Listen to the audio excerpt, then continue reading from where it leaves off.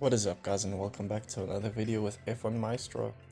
Today we're going to be taking a look at the team score and how you can win duels utilizing this one simple method. So first of all, you might be wondering what team score is, or you already know. Well, first of all, team score is the total stats of your drivers and car components combined. If we take a look, you can see I have a team score of 911. The reason for that is because I am using the two best drivers that I have available in terms of total stats for each separate driver respectively. As you can see, if I were to use Oscar Piastri in place of Logan Sargent or Yuki Tsunoda, I would be losing a lot of stats. And let me just put him on there quickly. From 911 down to 726 team score. So before I continue on with this video, I just want to show you quickly how you can get easy duels and win easy duels all day 90% of the time with this one simple method. So I'm in series 9. My drivers are going to qualify quite low because they are not leveled up enough for series 9. So I'm going to jump into series 8 and I'm going to show you the difference that this trick can make. Are we just searching for a rival? So 911 versus 903. First of all, you want to avoid using two of your best drivers that you have available because it inflates your team score a lot and it does open you up to more unfair matches in terms of the 10% team score difference bracket. The lower your team score, the more fairer the matches are, because a lot of people utilize the method that I'm going to show you. As well as if you have a lower team score, you are generally avoiding the area where a lot of people are spending money on the game early in the season and just overall. As you can see, I qualify 12 and 21, rival qualifies 11 and 13 with only a 20 team score difference, if even.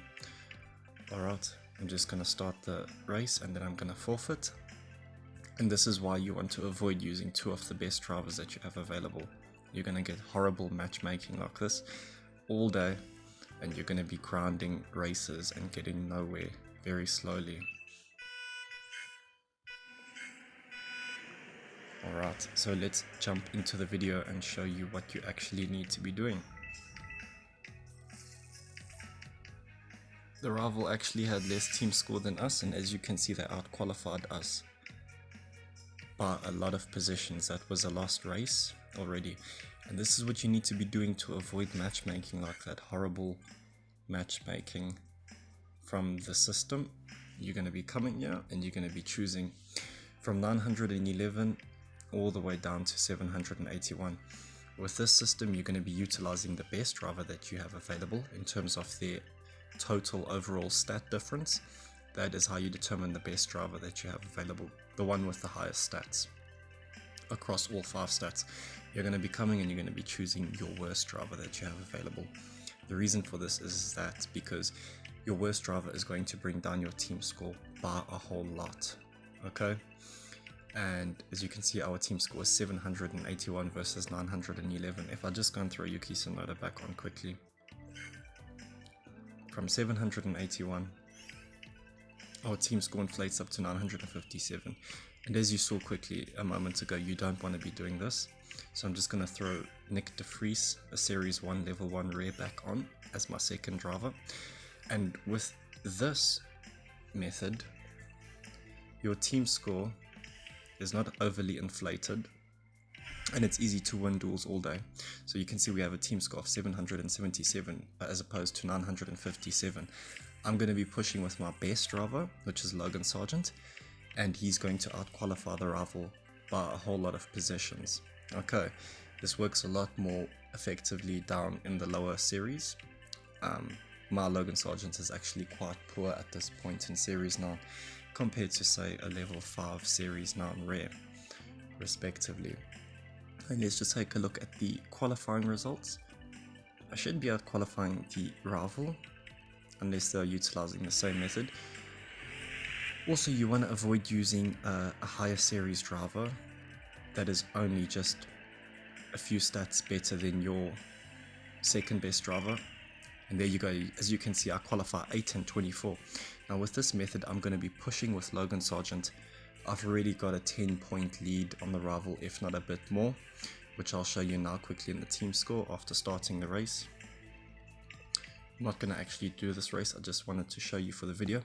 And as you can see, the race is already won. All I need to now do is focus on Logan Sargent, which is my best driver that I'm using for the entirety of this race, and just effectively manage my power unit and my tires, and that's an easy win. And you'll be getting matches like this all day long.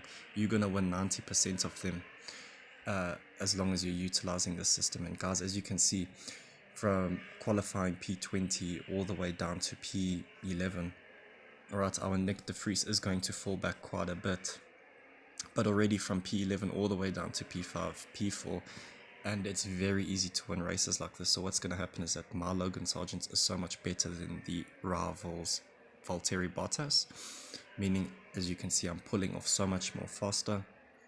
The lead between Logan Sargent and Valtteri Bottas is about 13 seconds. So there you go. The race is already over before it's even begun, and I've won this. And Valtteri Bottas, the rival's best driver, is not going to make up those positions. There you go. I can just push de Vries now, and the race is already won. So guys, if you haven't already, make sure you're using this method. You're going to win 90% of your duels, because what's going to happen is the rivals' two drivers are slightly better than, say, Nick de Vries' stats, but Logan Sargent has way better than stats than your rivals' two drivers. Hence why Logan Sargent is P4 and Valtteri Bottas is P13. And again, with this setup, you're going to have the better car. 90% of the time, you're also going to have the better car, because what happens is that the driver's stats inflate your team score a lot more than your car component stats would raise your team score. So for example, if a driver has +5 stats and I equip that driver compared to the driver I currently have equipped, that could raise my team score by 10 points. Whereas if I have a car part that gives me +5 stats and I replace it with the worst part, that might inflate my team score by only 2 team score points. So make sure you guys are using this tip, and until the next one, peace.